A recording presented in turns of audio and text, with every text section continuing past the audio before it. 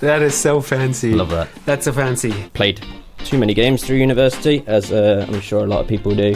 What should people absolutely avoid? I don't even know, like just doing everything wrong, I guess. Having a wonderful time and very lucky to work with the ever-talented Sean.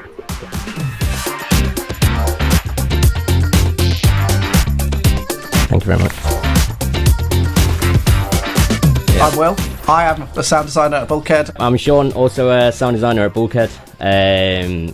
My way into the games industry was a bit weird. We'll talk about this a little bit later, I guess. I've been working in audio professionally since I finished uni. So I was 23, so I've been doing this for 4 years or so now. Usual thing, final year in university, didn't know what I wanted to do, and then realised sort of game audio is actually an area where I could see myself.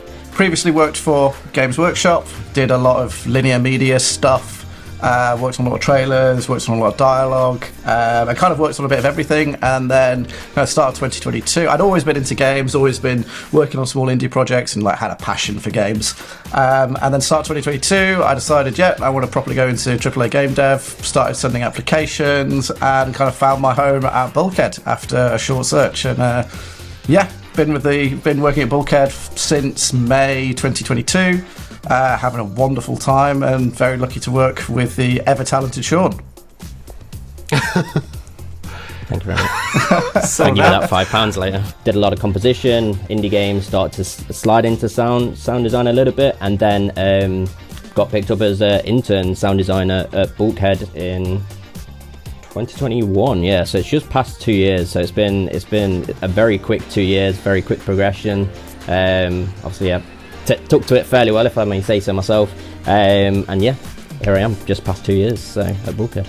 William, what does Bulkhead do? What types of games and how big is the company? Just to give us a little bit of context. Yeah, so we work at the moment working on quite a broad variety of stuff. We're basically for FPS specialists. That's Bulkhead's kind of thing. The company is now just over 100 people. I think we're approaching 110, 105, 110 mark. We've got Transformers Reactivate, which is in conjunction with Splash Damage. Splash Damage are another game dev in the UK based in London, and we're working in conjunction with them on Transformers Reactivate. And the project that myself and Sean are working on specifically is War Dogs, which is an MMO FPS mercenary shooter that is very, very exciting. It's kind of a Bulkhead specialty thing. Okay, but you also work on several projects at the same time, different teams. We actually tend to focus on just one project at a time instead of being spread between projects. When I look at Still Alive Studios, where we are, we work at 2 to 3 projects at the same time, with the usual challenges in staffing and putting people on projects and then needing them elsewhere, etc. How big is the audio team at Bulkhead? That's a quick one. So currently the audio team is 4 people at Bulkhead, so we make up roughly 4% of the company. We quite like things like our team being very small, close knit, and kind of everyone being able to stand on their own feet in terms of knowledge, and it keeps communication fast, it keeps us aligned. So we're kind of, if we do look at growing the audio team, it needs to be in a controlled and measured way, and that people fit becomes even more important when you're a 4-person team. We have 2 at Still Alive, and I'm happy that they're on the same project at the moment, so that there can be this exchange of ideas, etc. You mentioned that you had positions open. You also, asked me to advertise that you were looking for sound designers. And this brought me to the topic that, hey, we have a lot of people that, like you, come out of university or are looking for junior positions or regular positions or freelance. And there's always kind of the FAQs around, how do I get into the games industry? How do I polish my portfolio so that it's interesting for people to look at? You hired recently, you were part of the hiring team at Bulkhead. So it would be very interesting to just focus on this topic of hiring, getting hired, and the portfolio.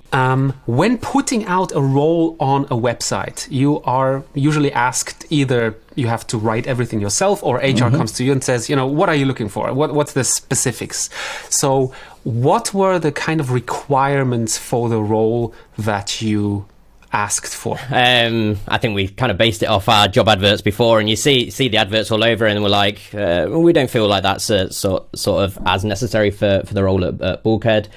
This is really interesting for this role, and we'll put that in. But yeah, we kind of tried to keep it quite broad, just to see what sort of applicants come in. But yeah, there wasn't like a strict this is a perfect candidate, but he doesn't have this 1 point, so we're not going to look at him. It was quite a broad and open application. In terms of like kind of specific things that we were looking for, I mean, first thing, we wanted to see fantastic design chops. We want to see interesting sound design, varied sound design, your ability to kind of grasp a wide range of material and design appropriately to it. Second thing we were looking for, we wanted to see some implementation skills, some knowledge of game audio, some knowledge of implementing audio dynamically within engines. And I think the third most important thing, and this kind of relates to both technical requirements and passionate requirements, is a hunger, passion, energy, like a desire to learn and to work on games and kind of realize fantastic audio experiences for AAA games. And that passion is so important for games. There's a quote that I like to use from Sean, actually, which is when I started at Bulkhead, we went out for dinner and we were sat in this steakhouse, and he said to me, you can just do game, you can work in game dev and not love it, not just like love games, but everything is 10 times easier if you really love games. It's true to every job, I think. How many applications did you get in the end? Because you said you got a lot of juniors applying. We had almost 100 applications for what was advertised as one position, but we were looking to hire two people. How long did the hiring process take for you? How long were you in that hiring, looking at CVs, and then finally making a decision? So I think we put our job ad out probably October. By November, we had kind of identified people that we were interested in talking to and undertaking the sound design test. And I think we'd hired people kind of by mid-November. So in our case, I'd say 6 to 8 weeks, which for actually hiring people and getting people through the door and at the job, I'd say over 3 months that process can take. But to actually identify the people that you're looking to hire, 6 to 8 weeks is pretty reasonable. I'm always feeling bad for the first person that applies because they have to wait the longest for an answer, right? If they are good, you want to let other CVs and applications come in to see where they stand. Is it something? And then if it's not a rejection outright because of some criteria, they have to wait for a long time. They get a reply. Sometimes they ask, hey, what's going on? I haven't heard from you for 4 weeks. So it can take really a long time. Don't lose hope and faith, I say. If you don't get a rejection right away, then you're still in the game, probably. Have you seen something in the applications of the people that you clearly see people spend a lot of time on, but then, in the decision making for you from your side, it's actually not that important? We had quite and it's really common with sound design, is music. So me and Will, both being music composers, coming out of university and then going into sound design, it's actually a really common trait. It's not necessarily a bad thing, obviously. But we got a lot of applicants that it's a sound designer role and they didn't show any sound design in their portfolio and everything. So it's pretty easy. Another thing would be people putting in a portfolio link and having music and sound design over the top of each other and sort of creating a full mix. But that was a sort of annoyance. Because we can't separate them. We want to hear just the isolated sound design. Something actually that I noticed was some people would list like experience with 5 doors, and I'm like, why are you using 5 doors? Okay, great that you've got experience with 5 of them, but for me, I'm kind of opinion of learn 1 door. Reaper, because it is hands down the best for game audio. Learn Reaper really, really, really well. And the kind of the only other thing that I want to see on there is, and right, I'm going to say the dirty Pro Tools word, but Pro Tools is still kind of important. And the reason is because there might be a scenario where you have to go into a recording environment and there's Pro Tools and there's no option to bring your own machine. There are places, and the thing is that Pro Tools behaves the same everywhere you use it. It is still used in a lot of places, and for all its downfalls, if you have to sit down and drive a Pro Tools system, just knowing how to do that is really, really useful. But it's not really relevant to me that you know Ableton, Logic, Nuendo, Studio One, and you know Reaper. Know one DAW really, really, really well. People sending in portfolios that didn't have any implementations, any examples of implementation or in-engine work, and that is such an important part of the role. And like Sean's saying, well, I'll avoid diving down into that too much, but yeah, like I want to see great design chops, and I want to see technical knowledge, because more and more sound designers are becoming more and more technical. You have to know how to work an engine. You have to understand the relationship between middleware and engine. Really, you want to understand native audio as well. In the case of Unreal Engine, meta sounds and the audio subsystem within UE is so important. So more and more technical knowledge should be in showreels. Down to the programming blueprint stuff, the more the better, basically. Programming is kind of like, that's probably where I'd draw the line. If you've got blueprint knowledge, amazing. If you can prototype and get things working in blueprints and then show it to your audio program and say, this is how I'm doing something, is there a better way to do it? Can you move this into code? Because obviously visual scripting is not as efficient as writing something natively in C++. And also, increasingly, if you've got knowledge of SuperCollider, Max MSP, that will benefit you when you're working in UE5 audio, and understanding meta sounds and what the different nodes do and how there's the relationship between the logic and execution paths and your actual DSP path. That is so important. And I can't stress enough that it is becoming a more and more technical job. What was a real turnoff for you? What should people absolutely avoid? Was there such a thing? I don't even know. Like, just doing everything wrong, I guess. Yeah, I think we mentioned things that we've like thought. You know, a good portfolio and a bad portfolio. I guess the big turnoff was a bad portfolio, but there wasn't something specific that multiple people did where it was, you know, annoying us. Other than sort of applying for a sound design job, but given as music, it was just like, obviously that's not what we're looking for. Music as well. Also, it's interesting that you touched upon the kind of feel that you get from a person. If I'm reading a cover letter or I'm reading paragraphs on a CV, and I'm getting a feeling that someone thinks that they are amazing and that they are the best sound designer or best audio professional to ever grace this earth, and big yourself up, say I've done this and this is what I've learned, but don't write in such a way that it makes you come across as kind of as extremely arrogant, or that you wouldn't be willing to learn, or that, you know, you'd come into a department and you'd be acting as lead within the year, sort of thing. We want to see people that are nice people, that are easy to work with, that are passionate. We don't want to work. No one wants to work with people who are arrogant, abrasive. The superstar syndrome, kind of. Yeah, and it's what you want to kind of avoid. And like, I mean, like, it's interesting for me having hired within a year of joining Bulkhead. It is just, there's actually a fine difference between confidence and cockiness and arrogance, isn't there, really? And I think one thing that Will and I, we can be cocky, usually in a memey way. But one thing we're doing, and it's been working well since we've been working with each other, is leaving our ego at the door, being able to constantly think big picture. I might think something and I'm like really passionate about it, and then Will would just say, but it's you know, it's a little pawn to this massive thing that we've got to do. So then, you know, you just got to be able to think big picture and put the project first and put the audio, you know, quality bar first, really. So I think that's quite a big thing. If you look at the process now, from you got all those 100 applications, was there kind of a flow that you established for yourself? Did you first look at, because obviously you have a website that has a structured input, right? So what's your cover letter? What do you want to say in addition, etc.? Upload your CV.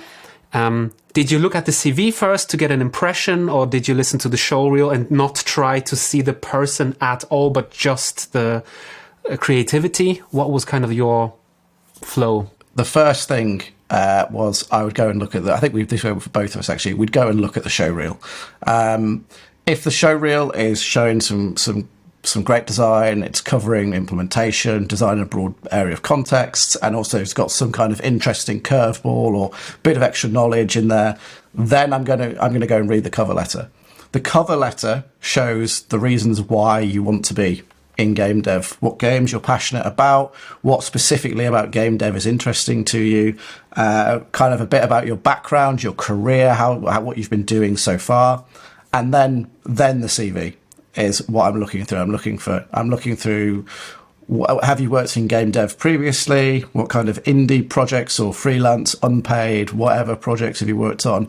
One route you tend to see people taking, actually one of the guys that we've hired took this route, is you see people working in QA, but they've got a passion for programming, and they've got a passion for audio, art, whatever, and then they'll make a step from QA into a game dev discipline. So for me, showreel, I want to see an awesome showreel first. Yeah, exactly the same. It's all about that link, baby. I'm clicking that link as quick as I can, and I'm watching your showreel, and then obviously we'll talk about details of a showreel later. But clicking the link, looking at the showreel, looking at how long the showreel is, and then you've got me for X amount of seconds. And then if it's a case that if it's a slow start or something, that's going to be a big thing. I'll stop myself there because I'll start talking about showreels and stuff. But all about the link, and then going to the same as well, was exactly the same into the cover letter. You've got an opportunity there to be personable. Why Bulkhead you think is a good fit for you. You can speak about our games a little bit. What we didn't want was a copy paste of our Bulkhead about you just printed into your cover letter, because that's not right. No one's gaining anything from that. But anything interesting, if you have played our games, or if anything, it's just the possibility to stand out from the crowd in your cover letter. And then on to CV. But realistically, CV was definitely bottom of my list, to be honest.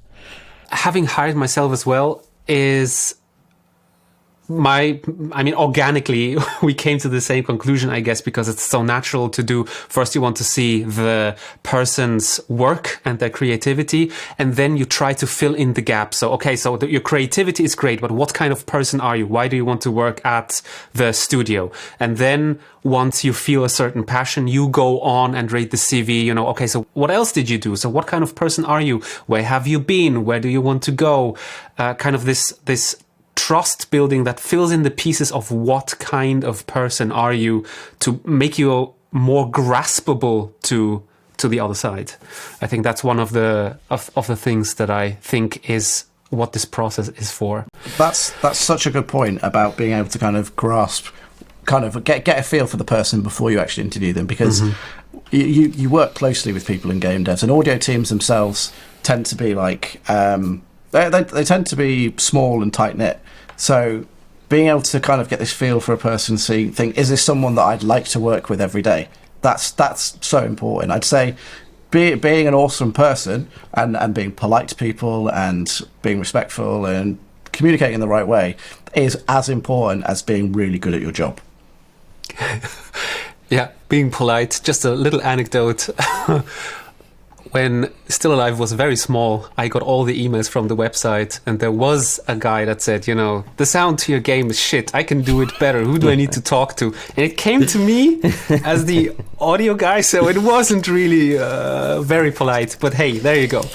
Was there something that you said, that's a real shame that people didn't adhere to specific instructions, or they didn't provide the requested material? So we had it literally on the first thing. Do you have a visa to work in the UK? And at least 25% of those applicants said no, and still filled everything out and supplied their cover letter and everything. And it was like, maybe it wasn't clearly enough. Maybe that's something we can learn from the process, is making that even clearer.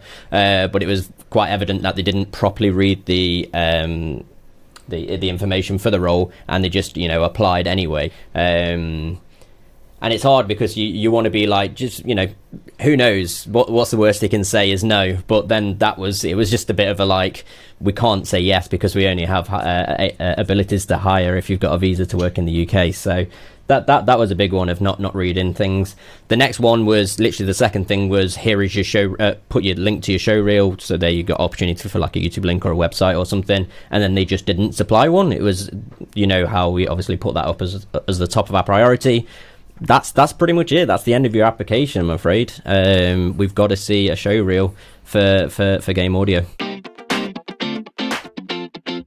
Then I think the thing that most sound designers spend the most time on is the Showreel, right? This is a constant discussion in our group.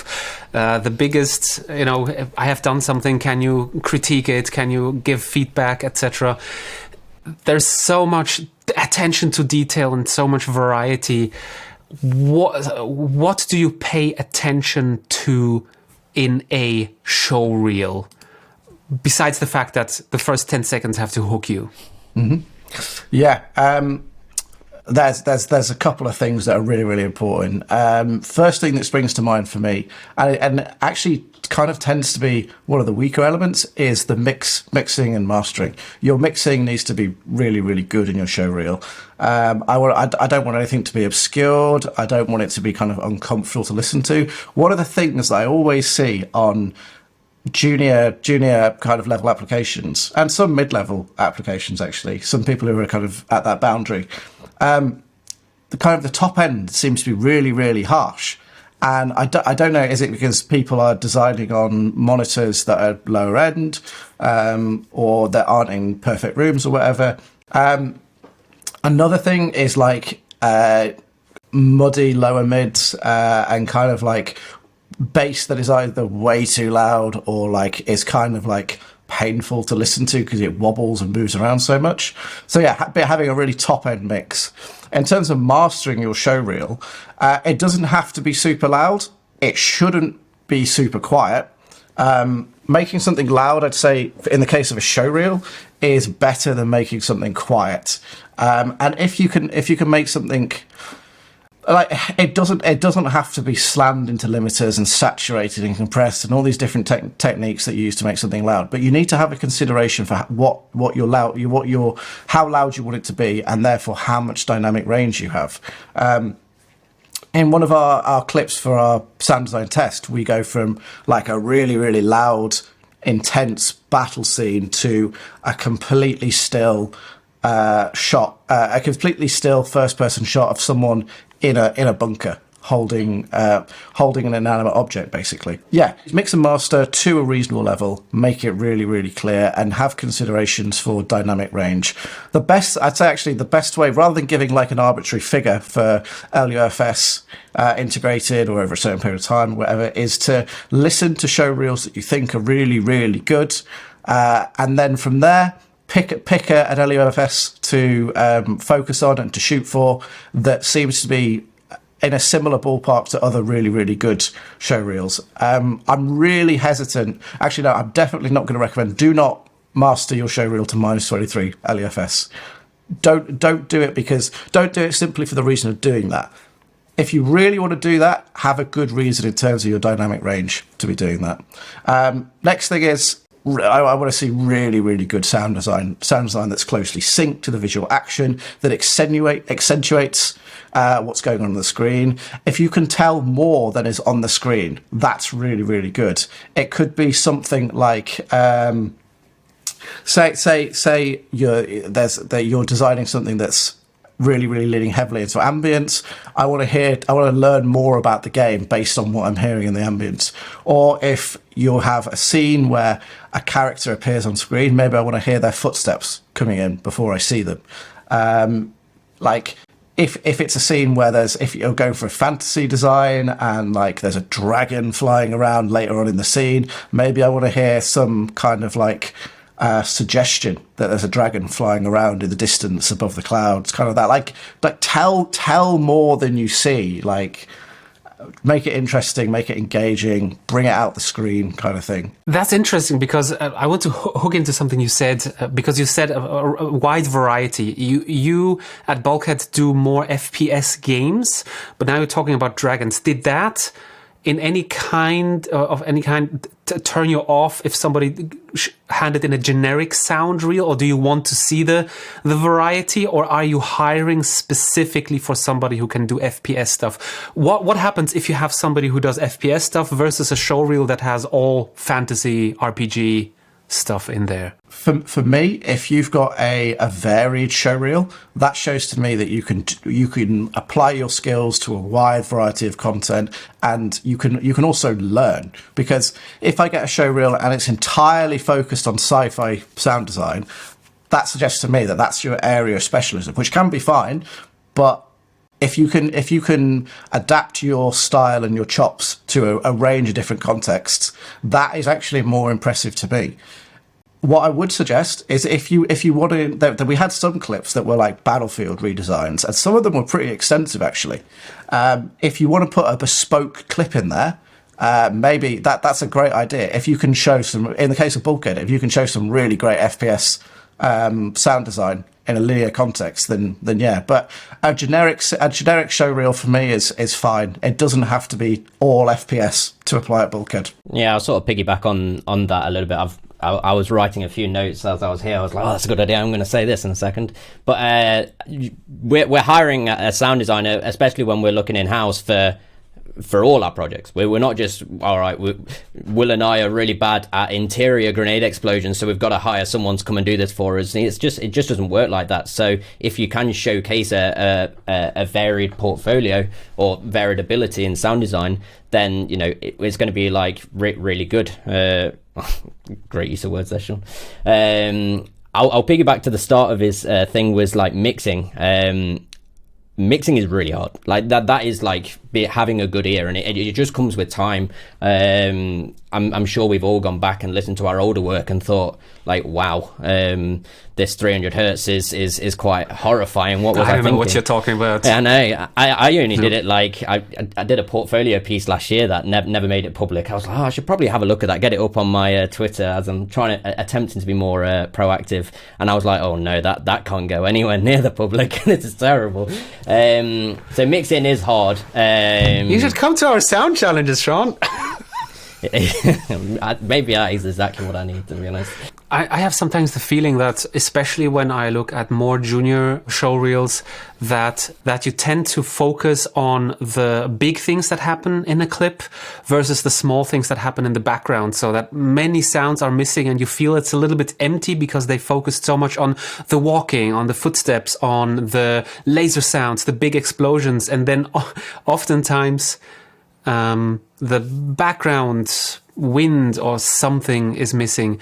To us, it stands out. Yeah, attention to detail, and that's AAA sound design 101 really. It's the attention to detail and noticing the little things we're all looking out for. Is this a mono ambience? That shouldn't be a mono ambience unless it's a spot effects or something. It's all those little things that you don't realize until you've been in the industry, and then it's sort of really obvious. I think there's another thing there is trying to think of the wider story. If you have, we'll touch on a little bit, but if you've got someone walking into the shot or something, have a few steps before they walk into the shot, or you might never see this, but there's like a conversation in the background just to try and fill the the space really, if it needs filling. Yeah, I mean, this is also a big shift in thinking about how you design sound for linear media, where you only design sound for the stuff that's on screen, because off screen you can't turn your head in a movie, versus in a game the whole world lives and breathes also the stuff behind you, because you can turn around and then go explore. So having just this mindset of the world is around you, and knowing, okay, so there's something coming from the left, it exists on the left, I can turn around and see it. It draws attention, it communicates with you, and it draws the player towards an area maybe, or turn around because there's a monster attacking you, or a player wanting to kill you from the back. But from the design and creativity itself, do you look for people who use library sounds versus they designed everything themselves? Or do you think also picking sounds from libraries and putting them together in creative ways to create a bigger sound, and ultimately also designing something, ending up designing if you're layering multiple things? Do you go and is that cheating for you, or do you say everything needs to be designed by your own, or, I have a Soundly license, it's okay to use designed sounds as long as it fits together, because the choosing also can be a creative process? Me, I would wholly avoid dragging and dropping designed sounds, even if they fit really well. The design sounds can work great as a layer. If you go through the Boom stuff, you'll find designed and source files. They can work great as a layer. But what for me I want to see is the ability to take content from a wide variety of sources, whether it's sounds that you're synthesizing yourself, things you've recorded yourself, sounds that you've gone through a sound library, or a Boom library, or pole position libraries, or all these great sample library providers. If you can cherry pick sounds and build something new and unique and process it, you don't necessarily have to process it very, very hard. It's situational, but be able to build sounds yourself. I really, really don't want. If there's sounds that I recognise from a Boom library, I really, really don't want to recognise sounds in someone's Showreel. So yeah, we want to see people design these sounds using a variety of assets and sources. Yeah, I'll just make sure everyone sort of clarify. Yeah, we don't want you to just drag and drop a sound and then that's it. It's a really interesting point, and I didn't really think about it, that you mentioned sometimes the selecting of the sounds is part of the creative process. And I couldn't agree more, to be fair. Actually finding the perfect sample that really fits the screen, whether you've experienced whatever's happened visually on the screen, or, you just think it's the right sound for it. I think you make a great point there that that is part of the creative experience. What we don't want is to be... I don't know what the teaching in sort of universities and stuff, but you don't have to record every single thing yourself and be like, oh, using other people's work, that's cheating. It's not cheating at all. Actually, it's frequently what you have to do within a job because you have deadlines and things. The best thing you can do is showcase that you are adaptable. You can use libraries to be able to make something work quickly, doing a placeholder sound or something, just getting something off the ground quickly. But if you have the time and the freedom, you can create something from source. You can go record it, bring it in, and create something completely unique. You can manipulate these sounds, or you can do it synthesized or anything. Showing the full package, and you are an adaptable person would be the preference there. But it's definitely not cheating in terms of like using these sound libraries for reels, because it's very frequently part of the job.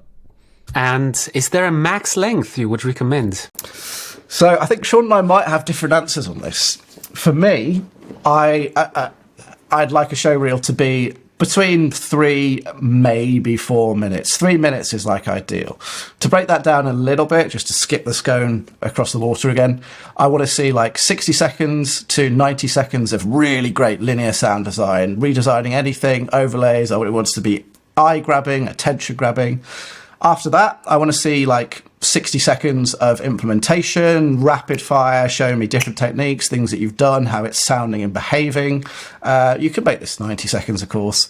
And then I'd like to see somewhere in there, like a curveball or something interesting. So some of your scripting work, maybe something you've done in SuperCollider, an interesting patch you've made in Max MSP, or like a final 30 seconds of bombastic sound design that like has some kind of like shape and story to it, where you lean into a big hit at the end that says, Sean Garavan, Bulkhead sound designer, hire me. Yeah, I'd say less is more. I'm with the Real Talk family here. I like I say, I click a link, and then the second thing I do before it even starts playing is I'm looking how long the video is, and if that says pretty much over 2 minutes, I'm like, this better be good. You've got about 10 seconds to impress me. And that's us. Like we were super keen in our hiring process because we're fairly new to it, and it's fun watching people's reels, and it's great. These massive companies that are doing this day in, day out, they're going to be way harsher. And if I think if it's past a minute, you've got, again, 10 seconds to really impress them, to keep them watching. Otherwise, you might have your best bit of content at the end of the reel, but it will never get seen because you're making them too long. Just to touch in on what Sean's saying about grabbing attention within 60 seconds, in like the example I gave of having really good sounds at the beginning, if the sound design at the beginning isn't really, really good or hasn't grabbed me in the first 60 seconds... Yeah, you turn off. Yeah. Exactly. How do you assess then the creativity in a sound design reel? When you get one, you're hooked by the first seconds, and then, is this creative? That was a question that I got from the community, and I thought it was very good. How do you assess a creativity of a person? So one thing that I always look for is good sync. Like the sound, the sound design matches the visual representation of what's happening on screen. And then I want to hear like I'm saying with taking these assets and layering them and making something new and taking bits and pieces from different samples. I want to hear something that's like clearly been tailored to what's on the screen. So in terms of the way it sounds, it's specifically designed to represent what's on the screen. So for example, say, okay, take a Transformers or robot example. I want to hear something that is metallic but doesn't sound like a machine in a factory. It sounds like a highly advanced robot, and I want to hear almost like a liquid sound to these mechanical assets that you're using. And I want to try and a big thing for leading on from that is if I'm listening to something, I'm thinking, oh, how have they done this? And I can't figure it out, or I can think of, maybe they've done this, or maybe they've reversed this and then chopped it up and granularized it and stretched it, or whatever. That's the kind of creativity that I want to see. If it makes me ask questions because I like it, that's super, super creative. And then like I think within a show reel, there's space to kind of like how many different ways can you make this tailored and bespoke. So you've got your like aesthetic choices that I'm talking about making a robot sound fluid and mechanical and electronic and highly advanced. But like, are you manipulating the stereo field? Are you placing it directly in the space? Are you changing it if the shot cuts? I want to see all these like multi-layered. I want it to be like a chocolate cake. So I want to see a layer of fantastic design, a layer of really good mixing, like another layer of placing it in the right space. And then like the icing is like, oh, they're manipulating the stereo field because this is, for whatever reason it may be, or they're changing the way this sound is presented later on in the clip because something has changed in the clip, and that's all like the icing. And then the cherry on top is, how have they done this? How have they achieved this sound? Creativity is quite hard to measure, isn't it? It's like, art is hard to measure. It's it's almost opinion at the end of the day. I think at the extremes you can say this sound design is better than this sound design, but then it's just like it's really hard to. There's obviously an element of bias there, but I think creativity is probably another opportunity for like more stuff for your website to do like an explanation video. If you've got anything particularly interesting that you've done where you thought this is quite creative, I haven't seen anyone do this on their reel, I'm just going to make another quick under 1 minute video about the explanation of this creative thing I've done in my sound design reel, and then that's great. That's they're the opportunities where you can stand out from the crowd. Actually, as part of our sound design test, we give them a piece of linear media, and part 2 is a write-up about how you've done this sort of thing. So I think actually, and it also shows you're able to communicate about what you've done, so you're already showing communicational skills and stuff.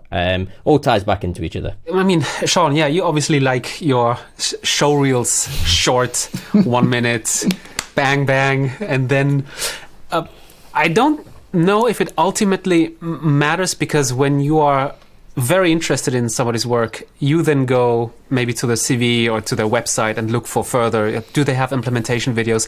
If you put that at the end, I mean, we all agree that the best bombastic stuff needs to be right at the top. Have the interest, keep the interest, have variety in your clips that you choose, and then if you add on to that maybe the implementation clips, that would probably be fine. Are you looking at specific sounds, like the whole redesigned clip that wows you, and then do you want to see something go into detail?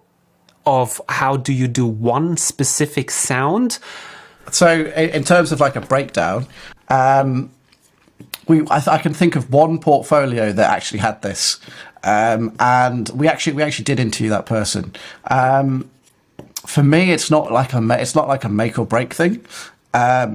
If it's interesting, then yeah. So, for example, funnily enough, I saw a clip of you, Chris, doing a quick spaceship flyby using only sounds of your mouth.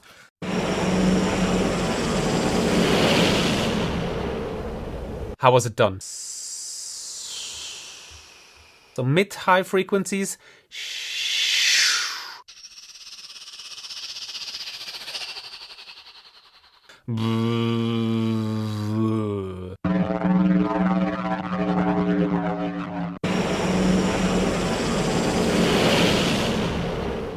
And I was like, and it was really quick and snappy. It was like a video, it was like a minute-long video, breaking down the different layers and showing some of the processing you were doing.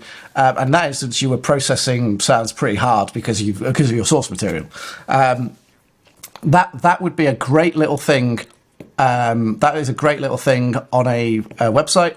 It could be part of this curveball I was talking about, but it wouldn't be my first choice. For the curveball, I'd be more interested in like some scripting or coding work, or like a super bombastic piece of sound design that rises into a massive hit or tells a story or that kind of thing.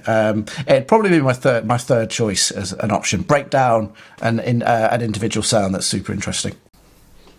Okay, so the whole picture is what interests you, and then if you're interested, you go digging deep, and then there might be some specific sounds that, again, fill the gaps. Yeah, I think it's a really interesting take, because we're on about implementation and stuff, but you being able to communicate and sort of go into detail about an interesting part of your design is actually a really cool thing. I don't think it's something that you should put in your 1 minute sound design, but definitely on your website. I think it'd be a really cool thing. Yeah, like Will said, we interviewed someone that had that, and they also had, which was another really interesting take. Only one person out of 100, which was just a spreadsheet. I love spreadsheets, but that's actually part of the job, being able to manage yourself and manage the assets. And I was like, oh yeah, this is great. Yeah. And it's, we're not specifically looking for Excel chops on the job title, but it's just like, that's pretty cool. I don't need to see more than 5 seconds of it, but the fact that you've thought about it is, you're going to have these opportunities to, stand out from the crowd. And I don't have all the answers for that, unfortunately. But there's a few things you can do. Just as a quick anecdote on showreels, something that I think all showreels should do is have just a piece of text for each sound design clip explaining what it is and like what you've done on it. If it's a professional clip, like, so some of my stuff, there was some stuff that I'd only done sound design on, or I'd only mixed it, and I just said that was what I'd done on that. But particularly for the implementation section, do a little text that pops up on the screen and says, here's an RCPC that I've set up to control this parameter. We've connected UE and Ys, and it's affecting all of these different containers, and it's doing this. Just these quick explanations. It's like these little nuggets that show, oh, they actually know what they're doing, why they're doing it, and how they've done it. I don't know why sound designers are so hesitant to voice over something, to go in. I mean, we have all these great mics everywhere, and then we use text at the bottom, right? It's speak it. I think it's much more engaging if you hear a human voice explain something to you. Now, this is the part where I connected this RTPC to this container. What you said, basically. It's more... Yeah, Ariel, I know, because we're all terrible introverts. I know. But we had a sound design challenge recently where I demanded from people that they do a breakdown video, and many showed themselves and talked what they did. And this was so personal, immediate personal connection between the person talking, and it captivated much more, I think, than having a text on the screen or something and then reading the text like subtitles. So I think it might be a missed opportunity there if you don't take the opportunity to already talk to the potential people that are hiring you. Yeah, I think that's a great point there. Like, the personable is the key word out of all that. And we've already said that 33% of the job in our eyes is being able to communicate and stuff. So there's another opportunity there to actually show the real you. And yeah, it is attention grabbing as well. You're quite right. If there was just a wall of text, I'm not reading it. But if someone was speaking it out to me, I'm more likely to engage. At the end of the day, we are now part of a YouTube generation. We are conditioned to look for the video that captures our attention in the first 10 seconds. It's like Netflix. If a show doesn't grab our attention, we just switch to the next one. There's so much else going on that we can devote our time to. We're just consumers in the end as well, and we want to be wowed. I don't know if it's a bad thing to say, but yeah, if you have 100 applications and somebody just has a good presentation, is very communicational, good communicator, talks, shows face, I think that's instantly a more human connection that you have than a CV. Someone mentioned earlier about like junior positions and saying, should you put game jam stuff in? Absolutely. Like that's really sort of where you're going to get your first real sort of experience is these game jams. I did quite a few myself, and you're constantly learning doing them. So yeah, absolutely put the game jam stuff on your on your website or your CV or anything, for sure. In our community, we had the questions, are cover letters even needed at all? Do you need them? Why? What do you expect to find in those cover letters? Because usually people write their motivation maybe as a first paragraph in a CV. I guess this is then somehow redundant. But a cover letter, what did make a great cover letter for you? Yeah, so that, like I say, I find a CV as more of like a data place about what you have actually done in your career up until now, or university and stuff. But I think the cover letter is a great opportunity to be like, you've put some time and thought into this application. Like, getting into the games industry, specifically game audio, is so competitive. There's so many people that want to do it. So really, you've got to be, the best of the best applicants to even get the opportunity to be properly listened to. So yeah, in that cover letter, like I mentioned earlier, talking about, Bulkhead or the way you've like progressed in like sound design or something, it's just a great opportunity for those. And like we say, we was looking at the Showreel, and then cover letter and the rest of your website was our step 2, really. For me, in a cover letter, I want to see reasons why you want to work in games. That is a cover letter is a great place to share how passionate you are. In there, you should be talking about your favourite games and why. There should be a paragraph there.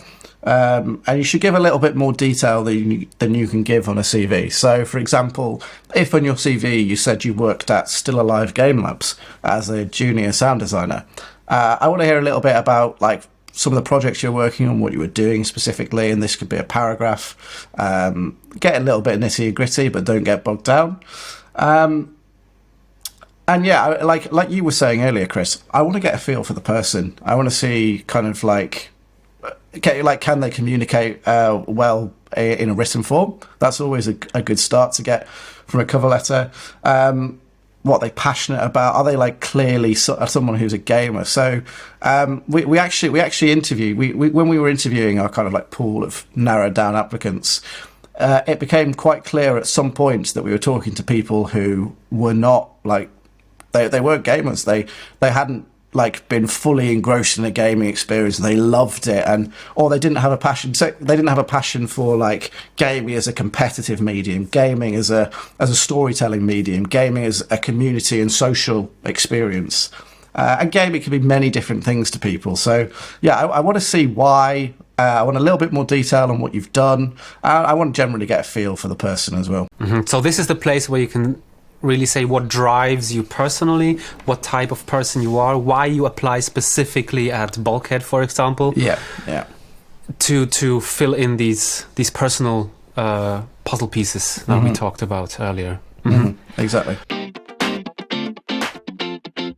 So Gibson, I'm going to read your question. I have a question about cover letters, specifically about how to write to a studio about why you want to work for them. I find it sometimes hard to be entirely familiar with the products. Mm-hmm. You haven't played the games for 100 hours. Yeah, I guess, spending, our Bulkhead's biggest release so far is Battalion 1944, and I mean there's not many players on that game anymore, but I think even having an hour, or you don't even need to play the games, there's so many videos online. YouTube's great, like YouTube full gameplay no commentary is my life, and I do that so much. So even just watching a section of that to really understand what sort of games they are and what the company has released, and where they're coming from, and hopefully they can market themselves enough to tell you where they're going is an important one.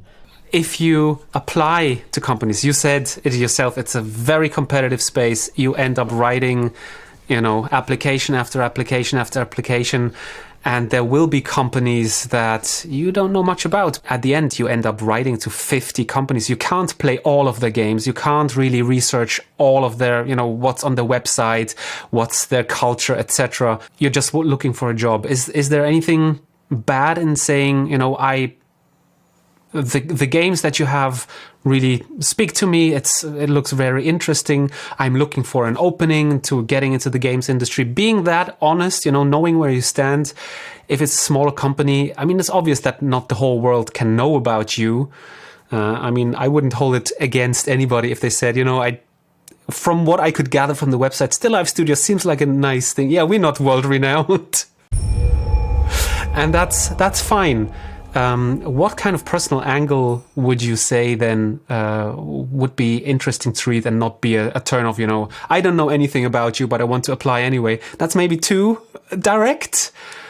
But there's, I guess, something that you can do with, because if you do 100 applications, we are asked, of course, we would like if people apply to us that they have done all the research, played all the games, know all about us, because, hey, they want to work at our studio. But in reality, if it's the 100th application you put out, you put a lot of work into the 99 others. You can't research every studio and every application that you send out. That's, I think, what I'm saying. Yeah, no, I think it's a great thing. And yeah, Adam's put about if they've not released anything, it's a secret project, or if it is a company that hasn't released anything. I think then when you're talking about cover letters, you can only do so much. It is hard, and I think honesty is a big thing. I wouldn't go, I'm broke at the moment, so I need a job, give me a job. I won't go that deep into it, into honesty, but be like, I see you haven't got any games to develop, and then I'd just be showcasing why I'm adaptive. I think that's the key word here is showcasing, because you haven't got anything to bounce off, they haven't got any material for you to play, or they don't have much of a bio. Then you've just, again, in that cover letter, you've just got to showcase yourself, because there's not really anything to research there. That's a tricky one though. Great question. I think an application always goes two ways. One is the company is looking for somebody to work with, to help them bring their projects to life. But the person who does what to work at the company also needs to assess the company, right? It's a two-way street. If it turns out the culture is not for you, if it's an environment that you don't want to work in, if something's off and you don't feel comfortable, this would not be the right place for you to work. So you also have to assess the company. So I think being genuine, if you go to a website and it looks really friendly, if the values speak to you, this can be your way in and saying, I'm looking for a job. I'm looking to get my toes wet with sound design. I'm very passionate. Look at my showreel, please. I found your website. It feels really good, as if a place that I want to work in, and then go on about the other personal stuff. It doesn't need to be a lot.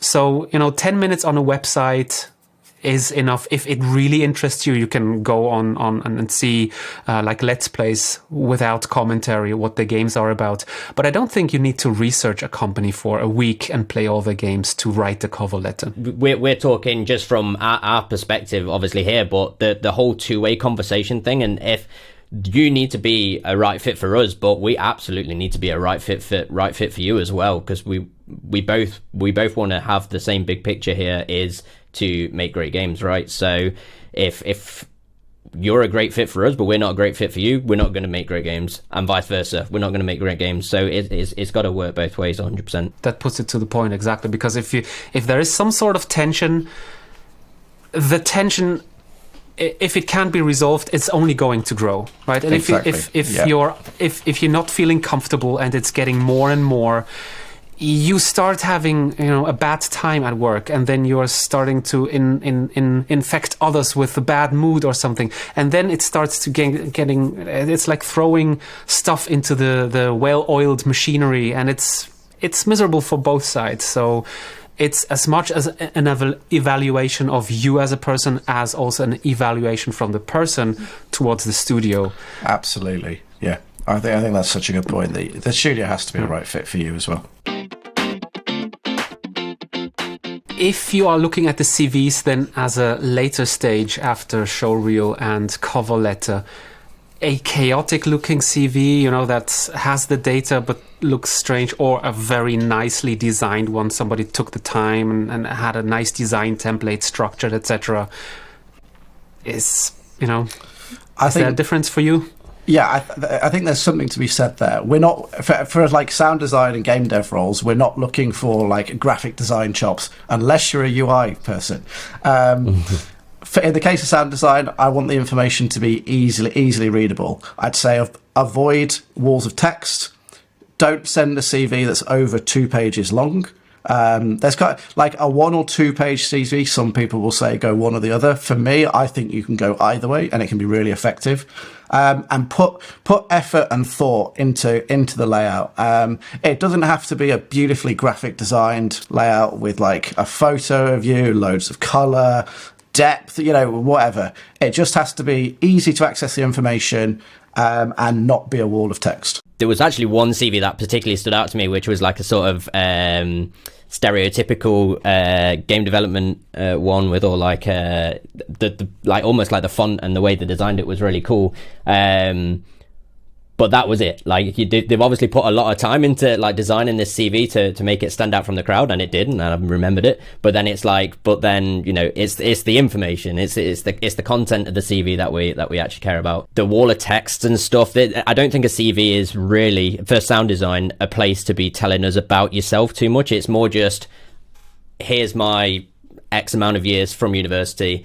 I've done this, and I've done this, maybe one paragraph. And, things like websites, you can write more of a bio and maybe even a little bit in the cover letter.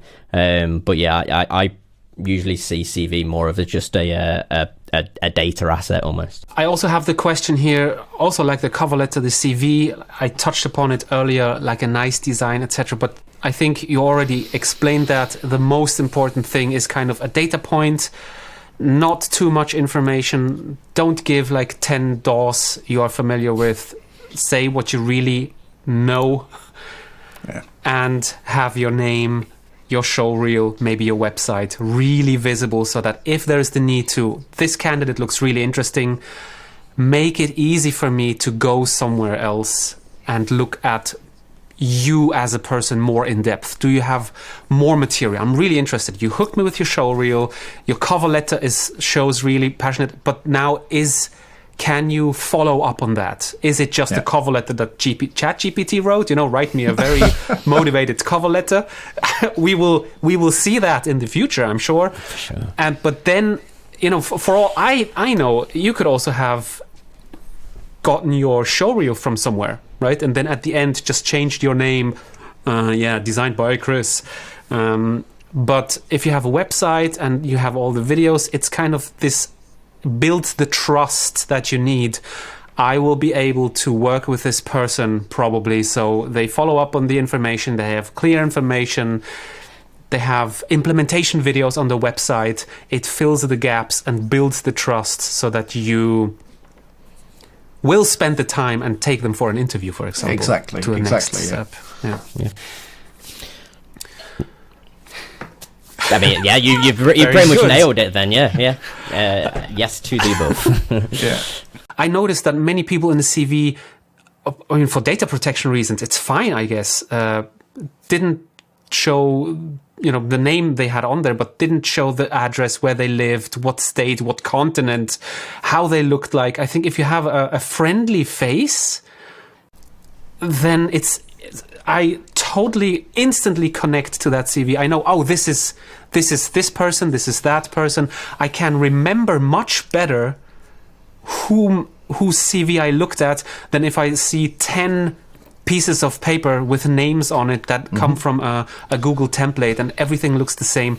I can't keep everything in my head. That is a great but point. But a face... That is a great point. I can already think of 3 people who, one of which we interviewed, one which I wanted to interview but we couldn't because they didn't have a visa, and another applicant who we didn't end up interviewing. I can remember their first name and roughly what they looked like because they had a photo on their CV. So that's definitely a point to add to CVs. Put a nice, friendly photo of yourself on there, and that is not a bad thing. It will never be counted against you. And if it does, it's probably a place you don't want to work at anyway. Right. If they say, exactly, your hair is whatever, or you're a hippie, or... Okay, sorry, but then this is not the place for me.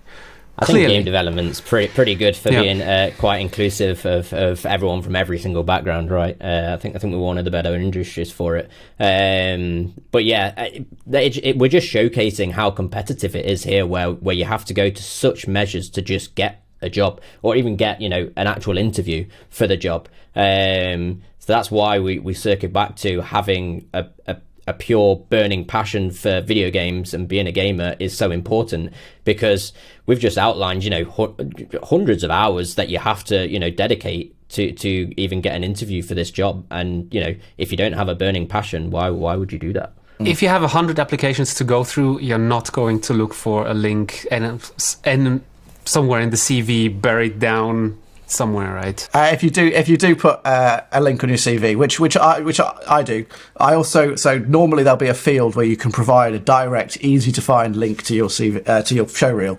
If you put it on your CV, put it at the top, put it as literally your name, Showreel, as a link.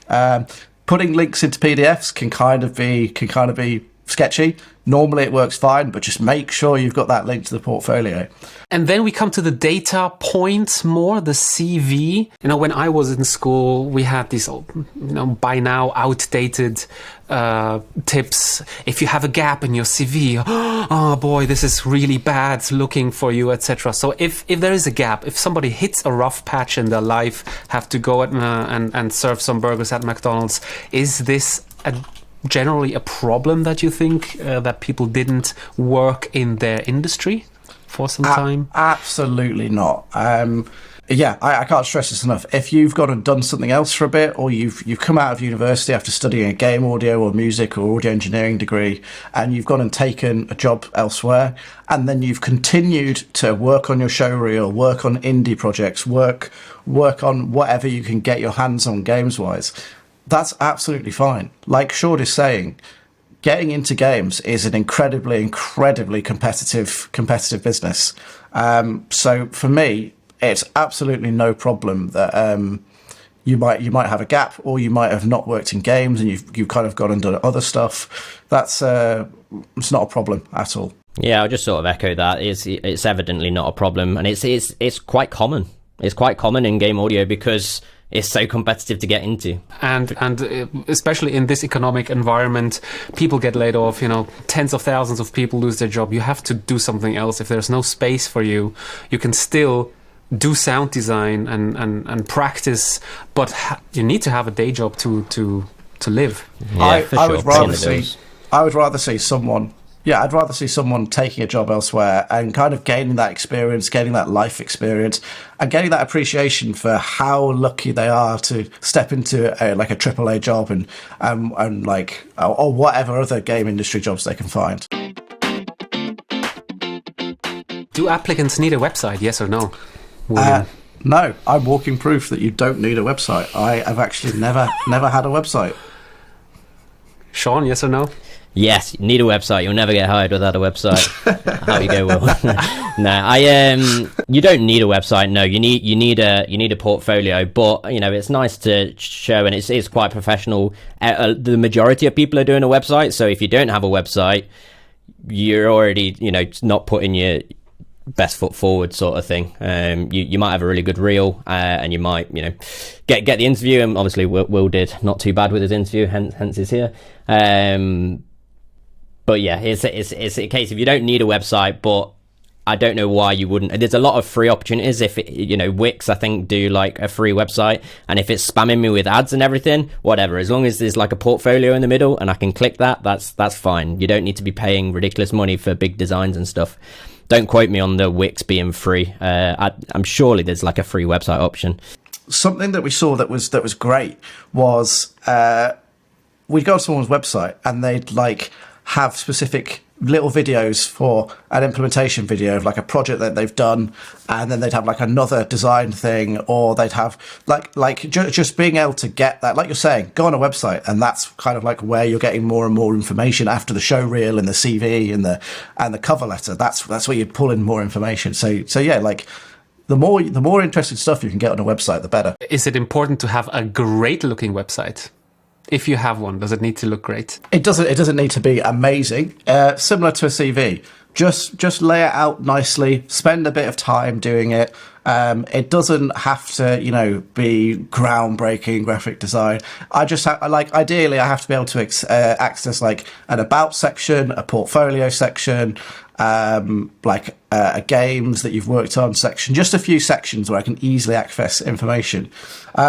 Interestingly, one of the people sticks out to me for their website because they offered for free their personal field recordings that they made. I thought that was cool, and I was like, yeah, that's something interesting. That shows that you've been out there recording, you're thinking about new places you can source stuff from. So just to get back on track, put some effort into it. Doesn't have to be amazing. We have a question from Solène. How is switching careers viewed upon in the industry? Going to uni and working in an unrelated field for some time before switching to game audio. Do you think that is a problem? Yeah. For me, that's not a problem. If you've been putting the time into game audio and getting a showreel together and learning about implementation, why shouldn't you be able to switch careers? I actually have a contact who was only recently got into games, and he was kind of like in his mid-30s, and he switched careers basically from what he was doing and went into game audio. So I personally don't see a problem with it. I think you also bring a unique view there, really, right? Because if you're switching career, you've obviously had a career in something else, and there is going to be skills from that career that you can bring over into game development and that other people or the candidates won't have. So, it couldn't be a problem at all. I don't even know how you could spin this as a problem, really. To what you touched upon, Sean, regarding a different viewpoint, I think this is super interesting because I see that we misunderstand each other in the company from time to time. Just working together, that there's a difference between being aligned. Everybody has the same opinion, which you don't want. You don't want to have aligned people. You want to have diverse opinions and viewpoints and perspectives. And then you discuss that because it gives you a different opinion. I always take this as kind of you have a tunnel vision. This is what you're good at. This is what your personality is. You go full steam ahead in one direction, but other people can show you that there's other things on the left and on the right of your viewport, and that can really open up and give new ideas.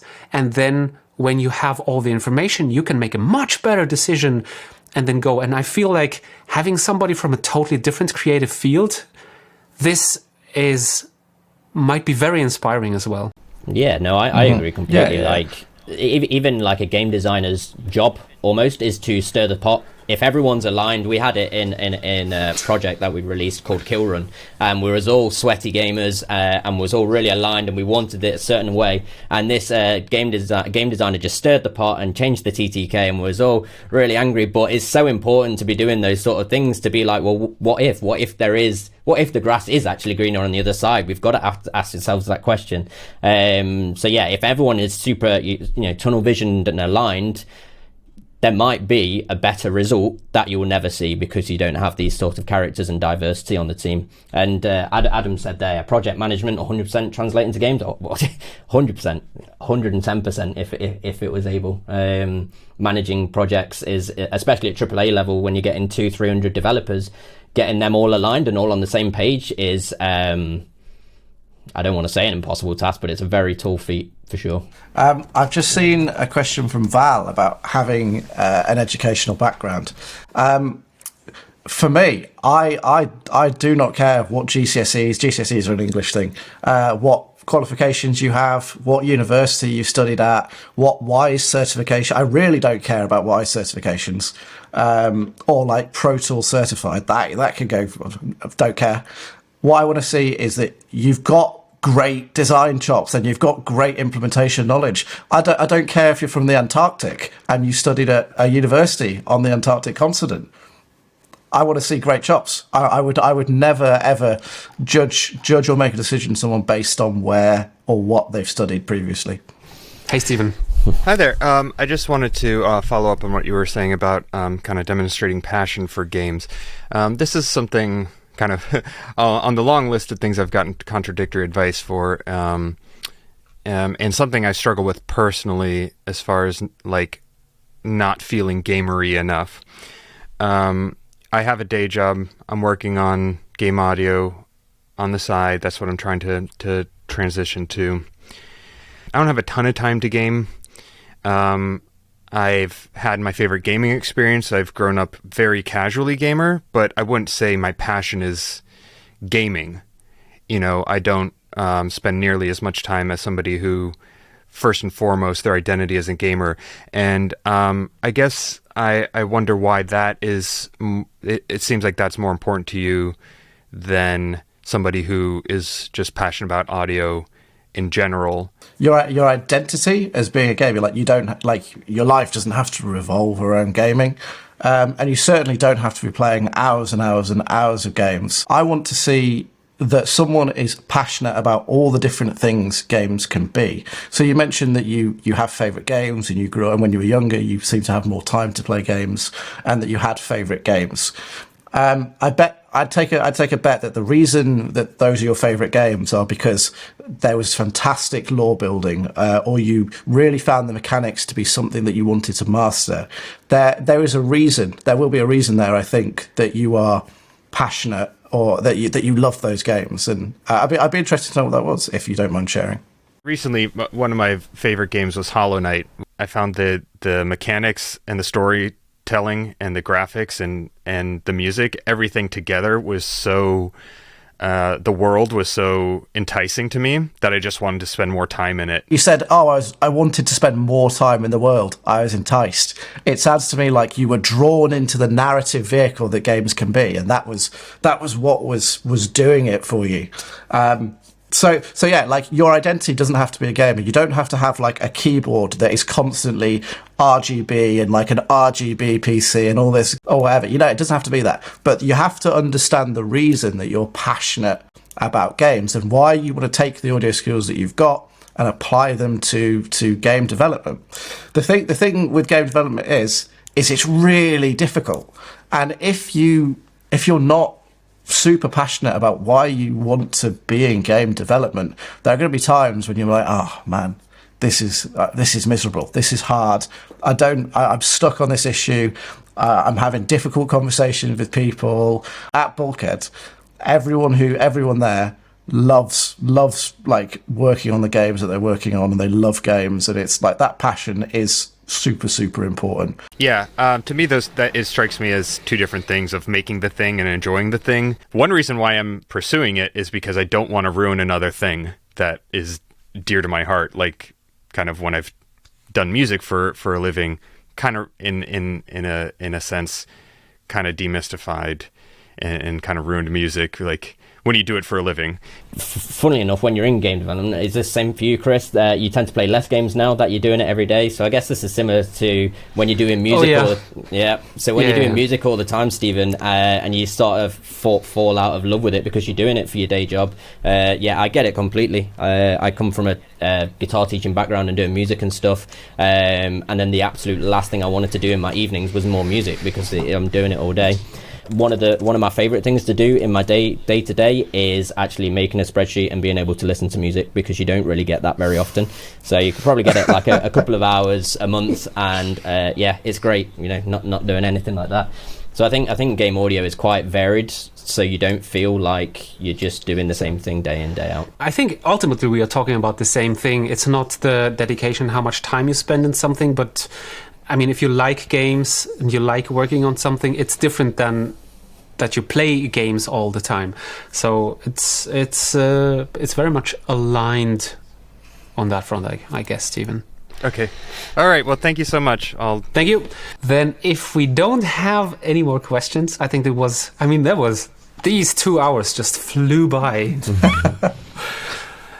That was a good discussion, and I think we hit upon some important and also personal points that are on people's minds. We have the Discord server where we are in touch with all the lovely people here in the audience. We talk about these things in our casual weekly meetups.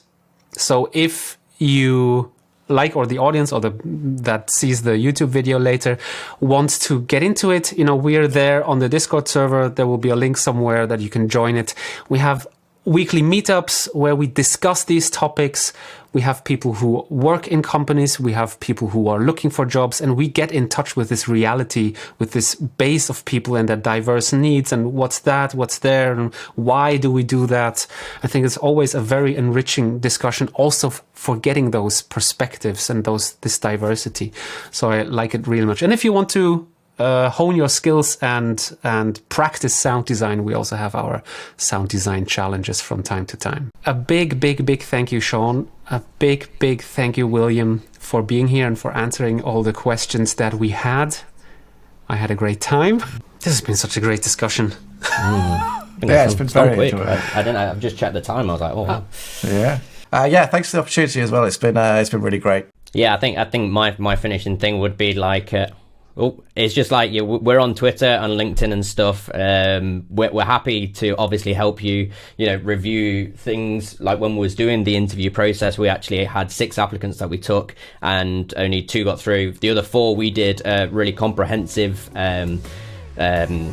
talk about what was good and what needed improvement, to give them the best opportunity to go elsewhere. It took a lot of time. We didn't think it would take this much time. We had to do quite a bit out of thing. But no, we was really happy. One of those people have already got a job already within a few weeks. So it is really, really good. So we're more than happy to help.